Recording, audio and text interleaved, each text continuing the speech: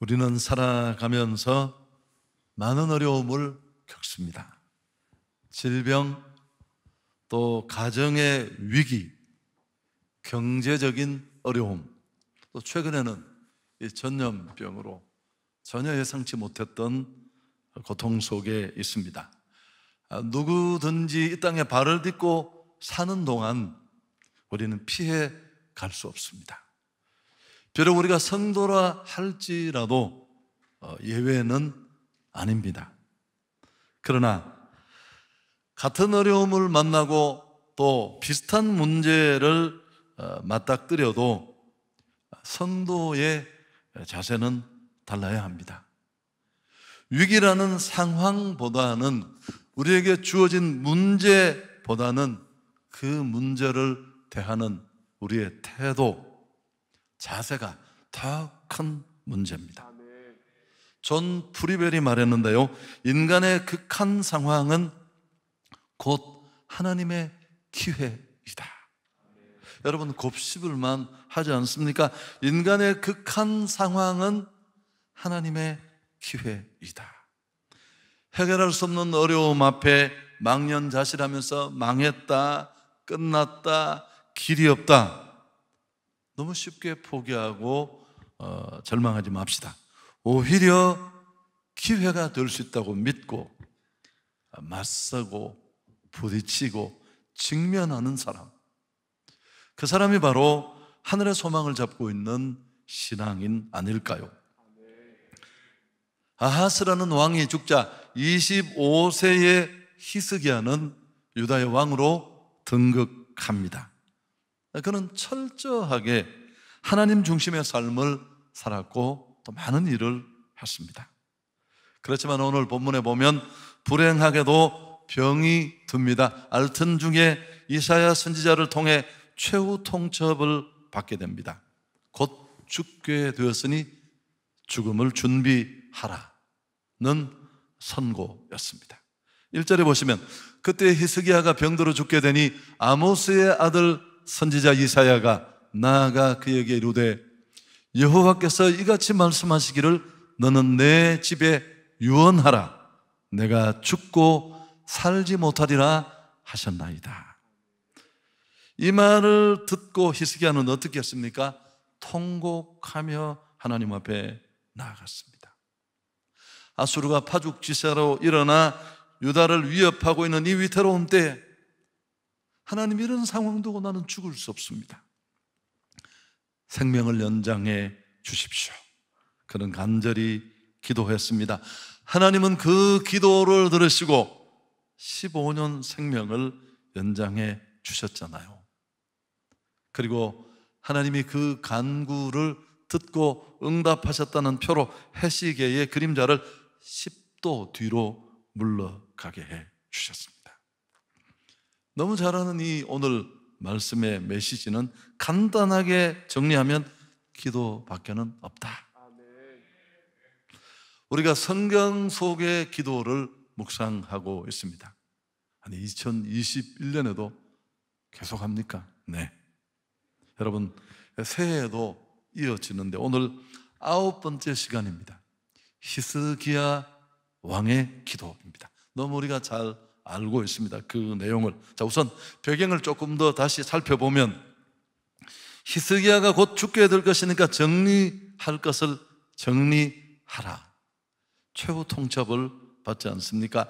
여러분 한번 그 심정 가까이 갈 수는 없겠지만 가정해서라도 억지로라도 한번 우리가 그 마음이 되어 봅시다. 얼마나 기가 막혔을까요? 멀쩡하다가 조금 알았는데 더 이상 살지 못한다는 선고를 받았을 때 어땠을까요? 그렇지만 이 기막힌 상황에 머물지 않고 히스기야는 이 문제를 끌어안고 하나님 앞으로 나아갑니다. 오늘 2절에 히스기야가 얼굴을 벽으로 향하고 여호와께 기도했다. 그냥 읽고 지나갈 수 있지만 대단히 중요한 구절입니다. 갑자기 닥친 어려움을 뒤집는 반전은 여기서부터 시작됩니다. 여러분 진짜 어려울 때, 정말 기막힌 상황에 던져지면 우리에게 선택지는 없어요. 사실은 무언가 인간적인 방법을 찾고 길을 모색하고 누군가의 도움을 구할 수 있는 건 사실 진짜 위기도 아닙니다. 양사방이 꽉 닫혔어. 누구 하나 나를 도울 수 없을 그 절망의 때에 우리가 정말 할 수 있는 방법은 기도밖에 없습니다. 너무 평범하지만 이사야를 통해 이런 기막힌 소식을 접해들은 히스기야는 여러분 유능한 의사를 찾지 않고 또 다른 방법을 찾지 않았다는 사실입니다. 그는 먼저 하나님 앞에 이 문제를 들고 나가 기도했습니다. 이 믿음이 중요해요. 이게 반전과 새로운 시작을 만드는 출발점입니다. 오직 하나님만이 해결자가 되신다는 확신이 있었습니다. 사실 그는 오늘 기도한 사람은 아니었습니다. 언제나 무릎의 삶을 살았습니다. 역대 왕들 가운데 비교적 하나님의 뜻대로 살려고 몸부림쳤던 사람입니다. 아수리아 사네립이 산전포고를 하며 쳐들어왔을 때 그는 인간적으로 대안을 찾기보다 역시 하나님 앞에 그 편지를 들고 나아가 기도했잖아요. 하나님은 이런 모습을 좋게 여기셨고 히스기야에게 기적 같은 승리를 주셨습니다. 사네립이 일순간의 죽음으로 이 문제는 매듭 지워집니다. 역대하 30장에도 보면 히스기야는 유월절을 앞두고 백성들이 지은 죄를 자신이 다 가지고 하나님 앞에 나아갑니다. 용서의 기도를 드리고 하나님은 그의 기도를 받으시고 백성의 아픈 마음을 어루만져 주십니다. 여러분, 신앙생활에 있어서 무엇보다 중요한 것이 기도입니다. 얼마나 중요했으면 영혼의 호흡이라고 했을까요? 기도가 끊겨지고 기도가 중단되고 기도가 멈춰진 그리스도인, 생각대로 마음대로 기대대로 살 수 없습니다. 히스기야의 기도는 어떤 의미가 담겨 있을까요? 하나님, 오늘 내가 당한 이 기막힌 문제, 이 문제를 해결할 분은 주님밖에 없고 이 문제 해결을 자는 하나님밖에 없습니다. 오늘 밤에도 수없이 많은 사람들이 기도하겠지만 변화를 만드는 기도는 이런 믿음으로부터 시작된 기도예요. 내 무너짐이 처참하지만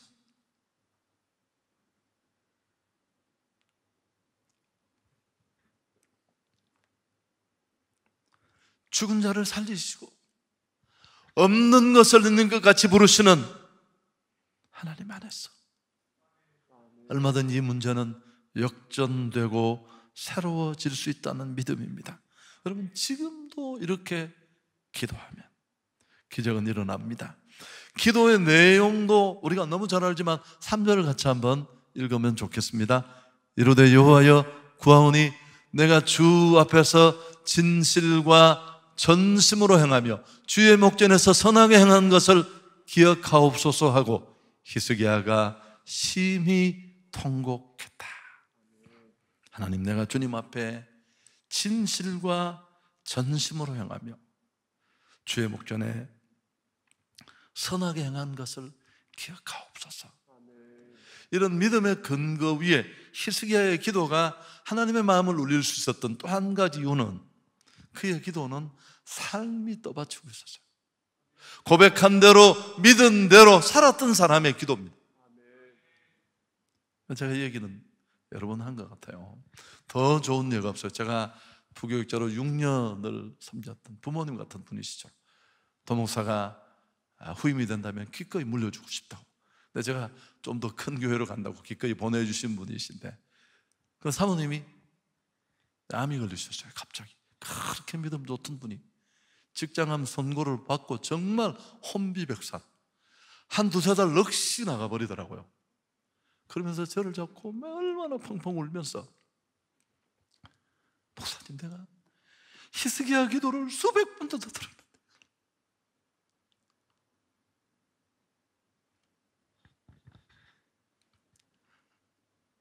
내가 사형 선고를 받고 주님 앞에 이 기도를 드리려고 하니까 드릴 게 없더라는 거예요.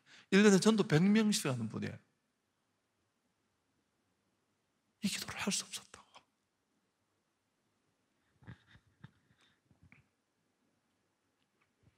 하나님 안에서 바르게 살려고 한 것을 보아서라도 살려주십시오.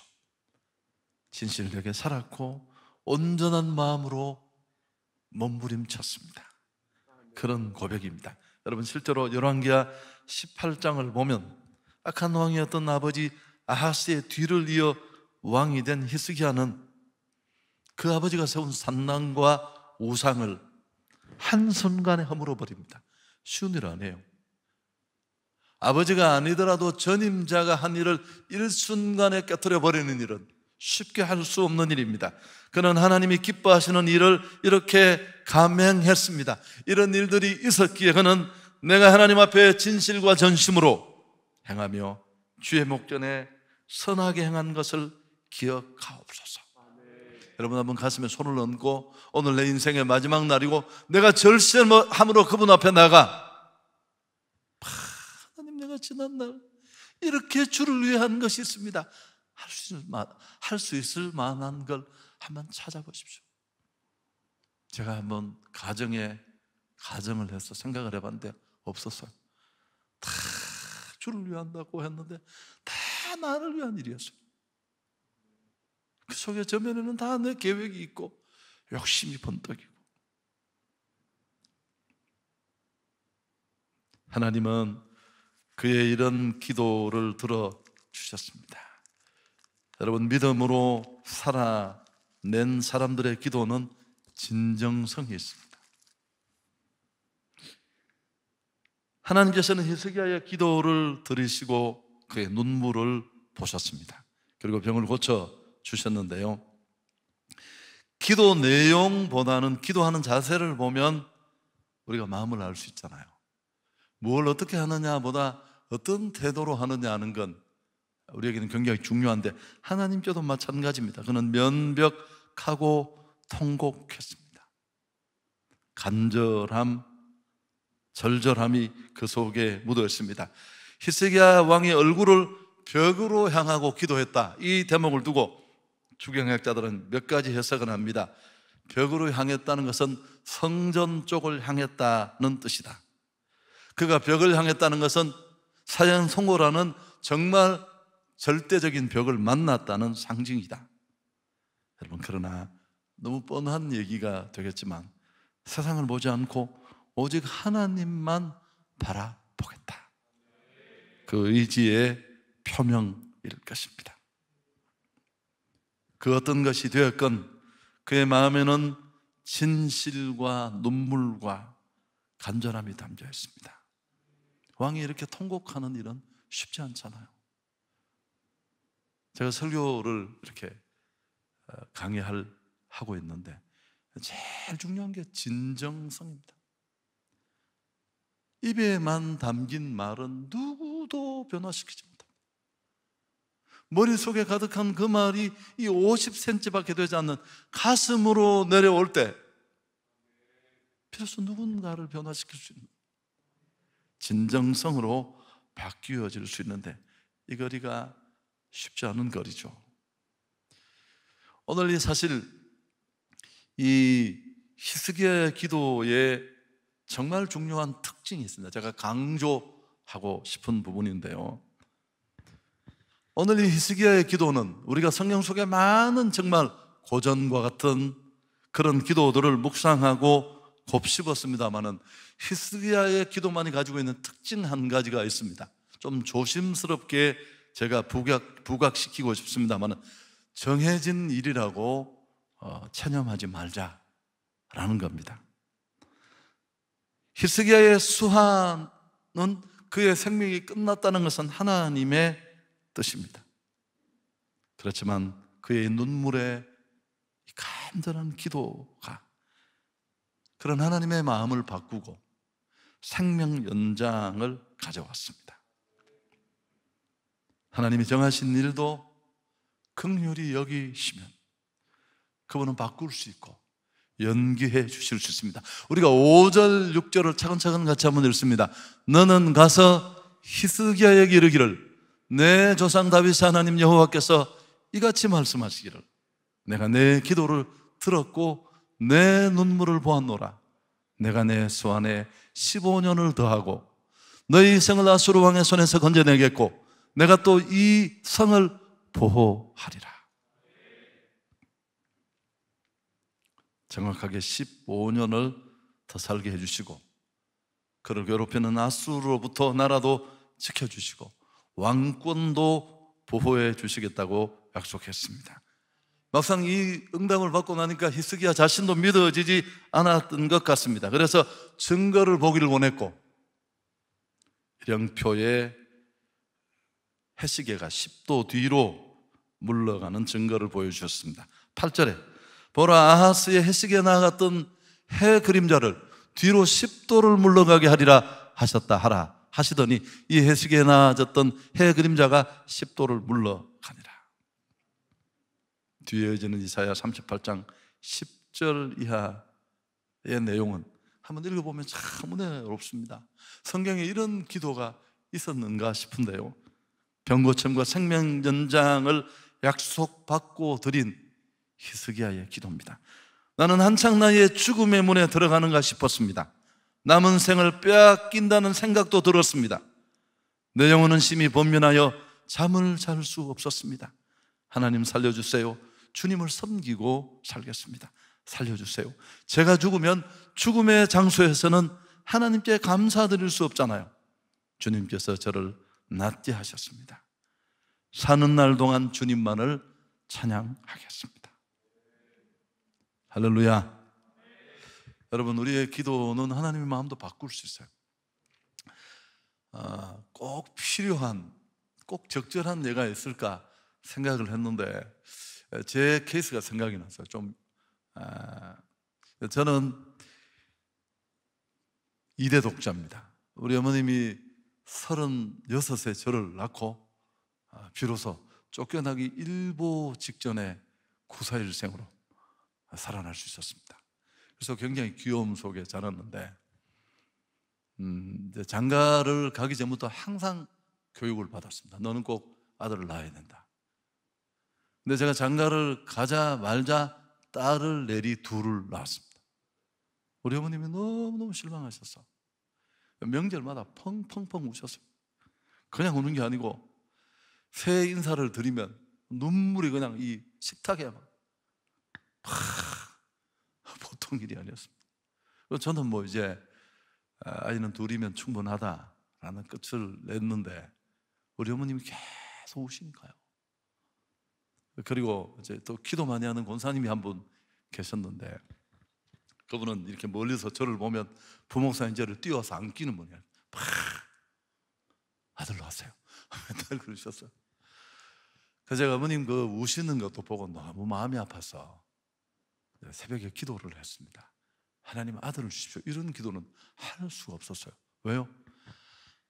아니 자녀가 없어서 7년, 5년, 10년을 너무너무 힘들어하고 부부가 얼굴도 마주보지 못하고 그때 무슨 사도일기 이런 아이를 늦게 낳은 분이 쓴 책, 방송작가의 책도 여행하고 그런 시절이어서 제가 그 힘든 분들에게 이 책도 제가 선물도 드리고 그랬던 상황이라 제가 감히 그 기도를 할 수가 없었어요. 어느 날 제가 하나님 앞에 이렇게 기도했습니다. 하나님, 아들이나 딸이나 생명은 아무 상관이 없는데 하나님 잘 아시는지 모르겠습니다만 한국에서는 좀 다릅니다. 저희 집 사정을 잘 이야기하고 제가 좀 이런 특수한 상황을 고려해 주시면 좋겠다고 3대 독자 아들을 낳았습니다. 별로 은혜가 안 되시나요?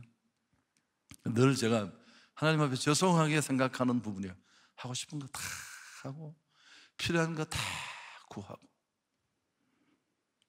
설교 정리하겠습니다. 기도는 위대한 일을 창조하며 하나님의 손을 움직이게 합니다. 기도는 만사를 변화시킵니다. 여러분, 기도밖에 없는 줄 우리가 다 알아요. 기도가 호흡이라는 걸 누가 몰라요. 그렇지만 기도하기가 쉽지 않습니다. 무디는 이렇게 말했습니다. 이 세상에서 가장 힘든 일이 기도다. 왜 그럴까요? 우리의 게으름 때문에 기도의 방법을 잘 몰라서요? 아닙니다. 우리의 교만 때문입니다. 우리는 내 쪼대로, 내 생각대로, 가능하면 하나님 앞에 머리를 숙이지 않고 내 머리로 그렇게 살고 싶은 죄로부터 시작된 교만이 우리를 잡고 있습니다. 기도보다 위대한 것은 없습니다. 하나님은 기도하는 사람들을 통해 일하십니다. 사람 앞에 내 사정 이야기하면 구차하고 초라하고 그렇지 않아도 없는 믿음 더 없어 보여요. 여러분, 할 말 울릴 하나님 앞에 올 수 있기를 바랍니다. 하나님 앞에 많이 울면 사람 앞에 손 벌리고 울 일 별로 없습니다. 저는 과거에 울면서 믿어지지 않았어요. 다 들었어요. 어느 부모가 자식이 눈물을 흘리며 기도하는 걸 잊어버릴 수 있겠어요? 내 눈물을 병에 담는다고 했는데, 조지 뮬러를 보십시오. 무일푼으로 수천 명의 고아를 먹였습니다. 조지 뮬러가 왜 고아 사업을 한지 아시죠? 하나님이 자기 백성을 어떻게 공급하시는지 세상에 보여주고 싶었어요. 원칙을 아시죠? 절대 사람에게 손 벌리지 않는다. 두 번째, 기도로만 한다. 그가 고아원 사업을 비전으로 가지고 있어서가 아니라 하나님이 정말 자기 백성을, 믿음으로 살아가는 자기 백성을 어떻게 먹이시고 입히시는지를 웅변하듯이 보여주고 싶었어.